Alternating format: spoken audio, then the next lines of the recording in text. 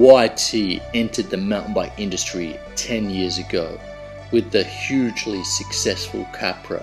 Will the Decoy be the next king of the mountain?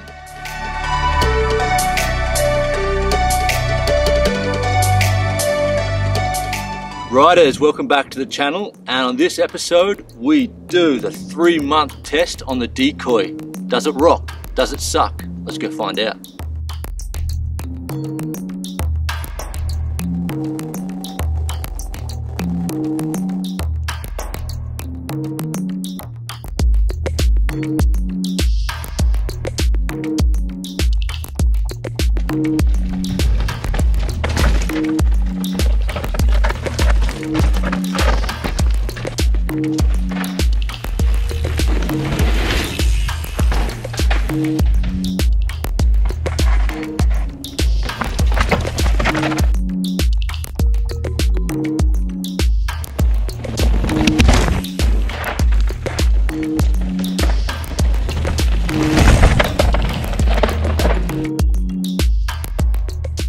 Riders, I hope you enjoyed the opening to my video. It was a lot of work, and massive shout out to Nathan, aka Sendera Sika. The 3-month review on the YT Decoy. If you are thinking about buying an e-bike, or if you're thinking about buying the Decoy, you need to watch this review.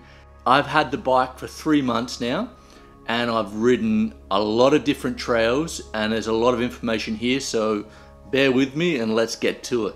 YT dropped a bomb earlier this year, entering the e-mountain bike market. For me, this was quite interesting because YT is a young brand, 10 years old. They make very aggressive, very extreme bikes, and I would guess their age of their purchases would be around 25. The average age would be around 25. So this is interesting because e-bikes are generally considered old men bikes. I think YT could be that turning point for the e-bikes. So I've been riding the YT Decoy base model for the last 3 months. If you've just started looking at the Decoy, let me run through the specs very quickly.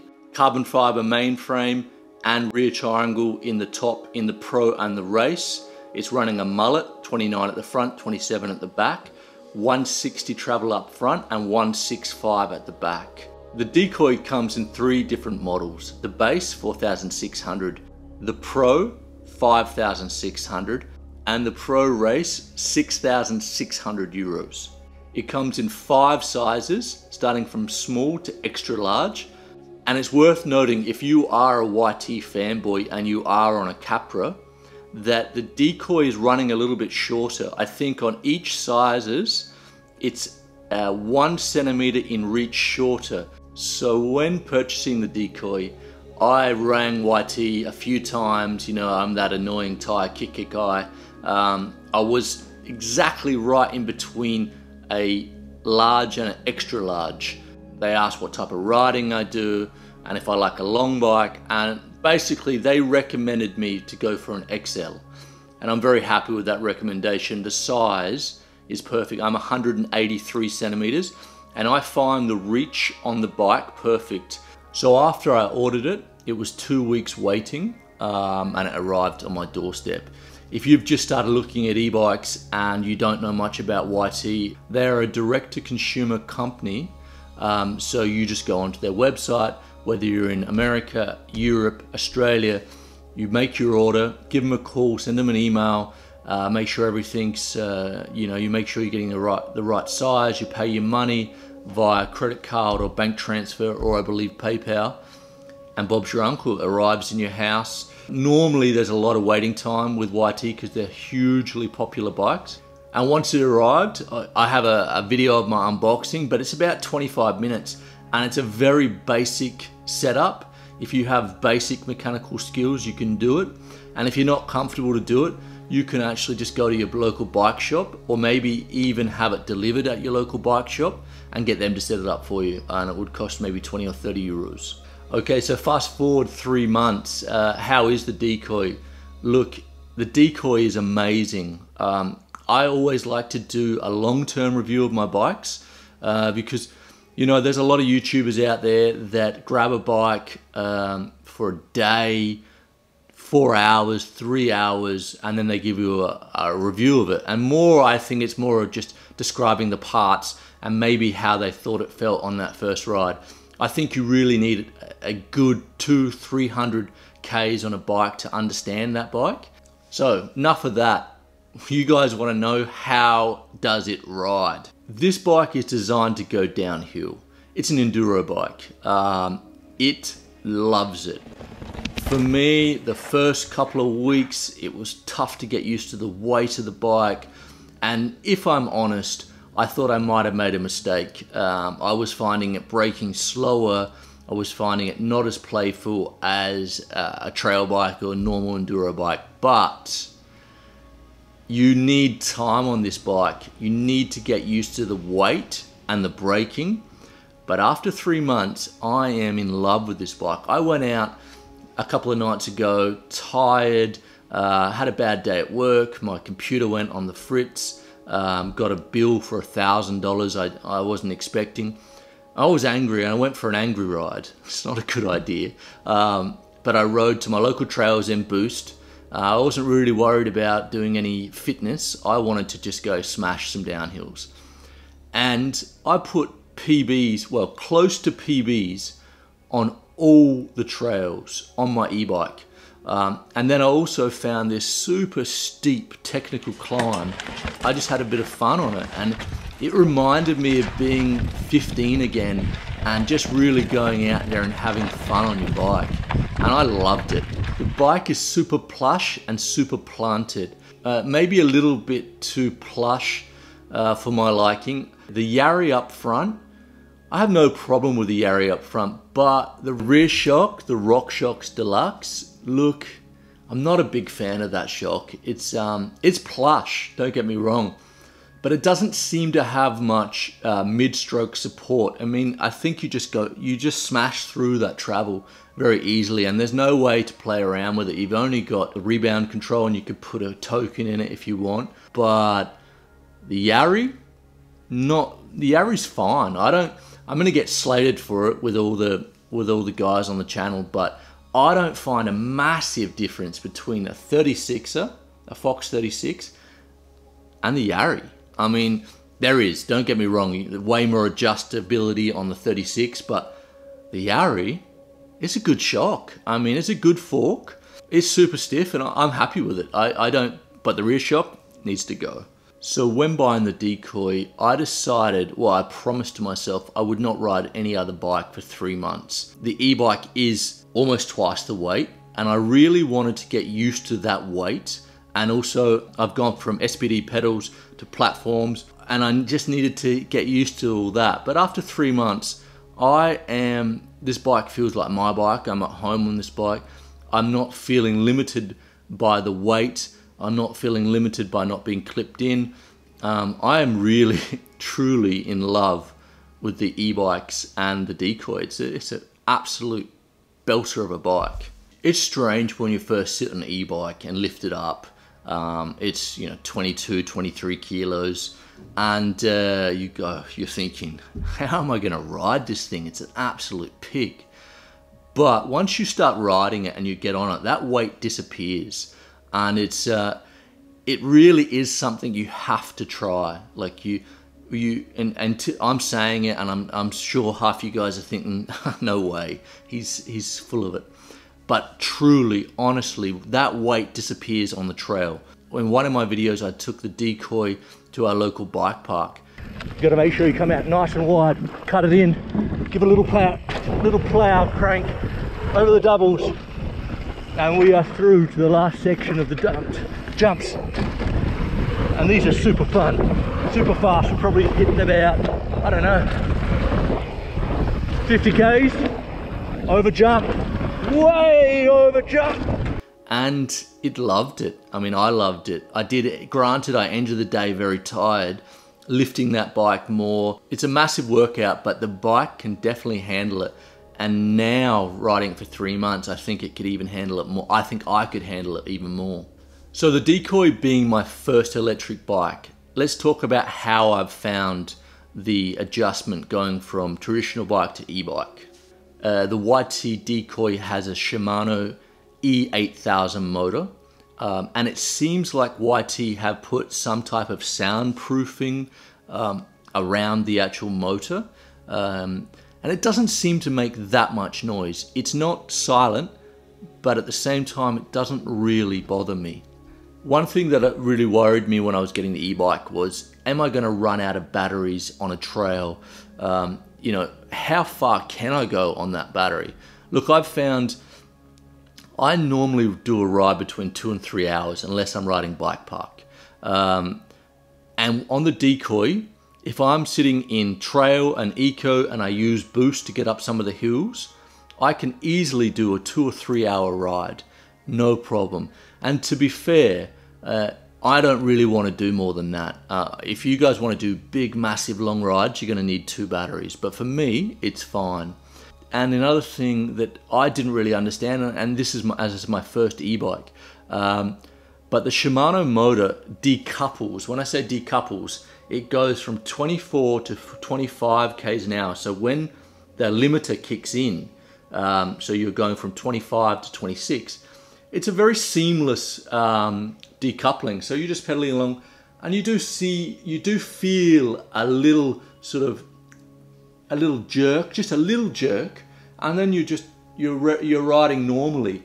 And they say there is a little bit of drag on the Shimano, but I haven't personally noticed it. I mean, you are pushing a 23 kilo bike, but I haven't really noticed it.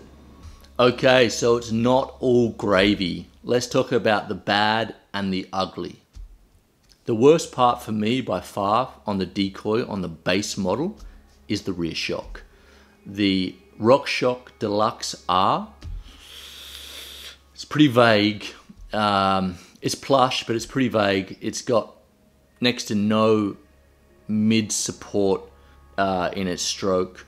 The first thing I'm going to be doing is, when I have some money, is changing it to the top spec Float X2. The seat is very pretty, but it is very uncomfortable. YT, come on guys, I'm sure you can make a better seat.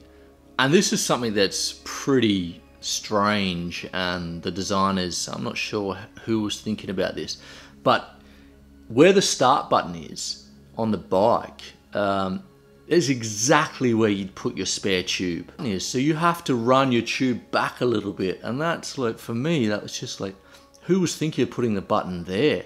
Like, it should be back a little bit, or maybe even on the top.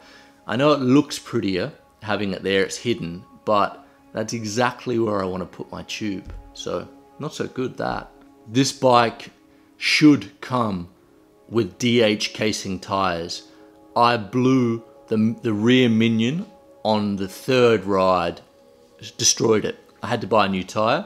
I'm actually on the Michelin's Wild Enduros, and I'm very impressed with them. I have done, I think, 4 or 5 rides on that rear tire, and it's very good. But this bike really should have come with DH casing, and I understand why they didn't, because the EXO casing is much lighter, and they can say the bike was 21.9 kilos.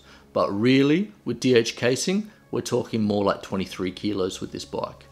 And I would like to know what the water bottle bolts are for. Maybe the world's smallest water bottle is going to fit there, but I haven't found anything to fit there. If any of the riders out there that are on Decoys, could you let me know, what are you guys using? And the ugly. Guys, when we buy this bike, this is a 5,000–6,000 euro bike, and you know, we pay all our money, and sometimes it's a 2-month, a 3-month. For me, it was a 2-week wait, but some people have been waiting for this bike for 5 months.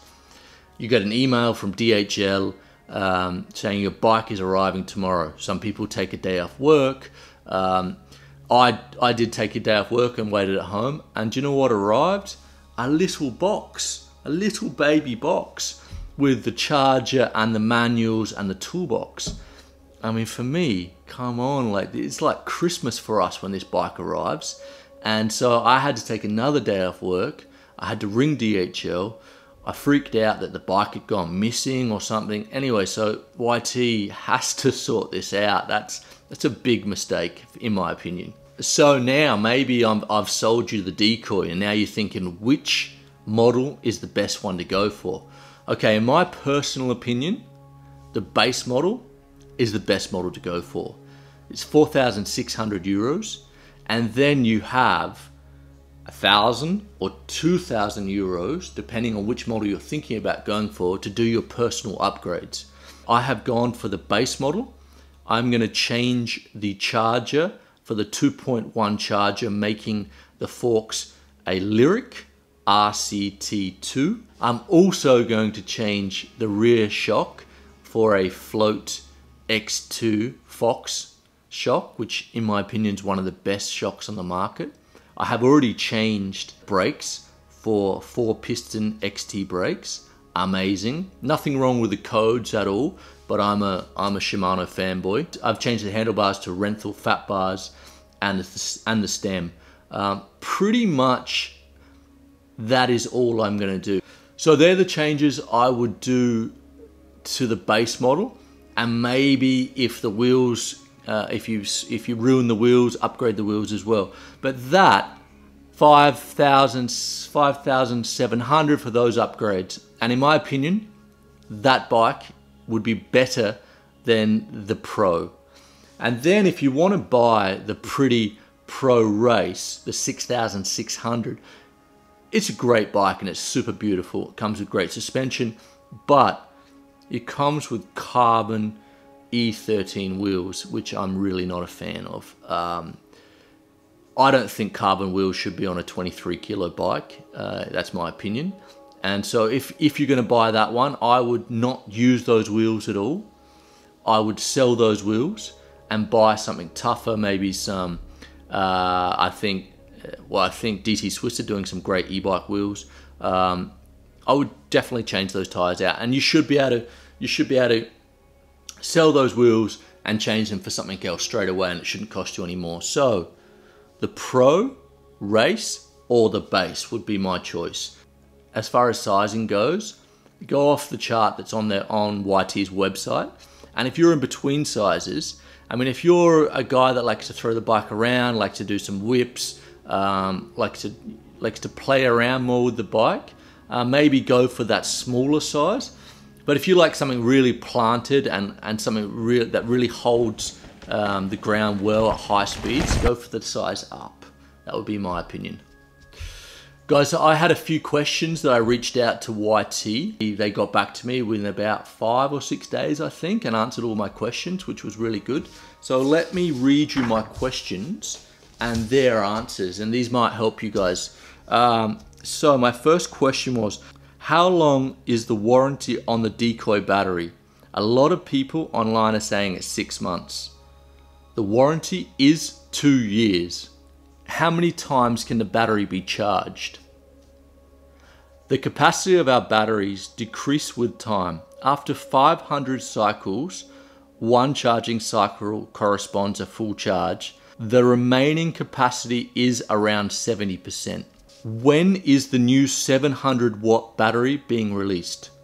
There is no exact timeline I can communicate for the bigger battery. It is in the works though, and certainly a topic for 2020. I cannot share more information regarding details and offers at this time. If there is a problem with the E8000 motor, do you need to find a local dealer or does it need to be sent back to YT? Problems with the motor can be discussed with local Shimano dealers. However, if there is any involvement with the battery, the bike would most likely have to be sent to us, as it is our own development.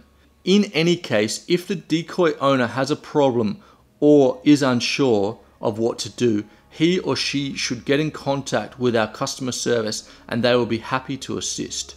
Thank you, YT, for getting back to me. So now time for the big score of the YT, and this is a score on the YT base model. I'm going to give YT as a company for their services with talking on the phone, with replying to emails, with sending my bike, which was a very miniature box in 2 packages. I'm going to give them an 8.5 out of 10. You know, I think they are quite difficult to get on the phone, which I understand. You know, they're a big company and they're dealing worldwide. There you go, 8.5 out of 10. That's a good score. The sizing, it's great that YT have done 5 sizes with the Decoy. But I would have liked to have seen YT actually change the length of the chainstay between those sizes. And I actually would prefer an aluminium chainstay, and all the sizes from small to extra large, not only changing in the reach, but also in the chainstay. So I'm going to give YT an 8.5 out of 10 for their sizing, because 5 sizes is a lot, and very well done for getting 5 sizes out. The YT Decoy is the best looking electric mountain bike on the market, so I'm going to give it a straight out 10. The ride for me is amazing. It's an amazing bike. The only downside I see from the stock bike is the rear shock. Might have been better to make that bike maybe 100 or 200 euros more expensive and put a better rear shock in it. But I'm going to give it, all in all, for the price, for the ride, a 9 out of 10. Value. The value on the Decoy is very good. There's not many aggressive enduro bikes on the market for under 5,000 euros. So I'm going to give the value 8.5 out of 10. And that gives me a total of 43.5 out of 50. And again, it might seem a little bit harsh, but they're my thoughts. Riders, if you have any questions, hit me up. I'll reply to everyone. Thanks for watching. Please remember to subscribe and like my videos. This one was a lot of work. And enjoy your weekend, and I'll see you next Friday.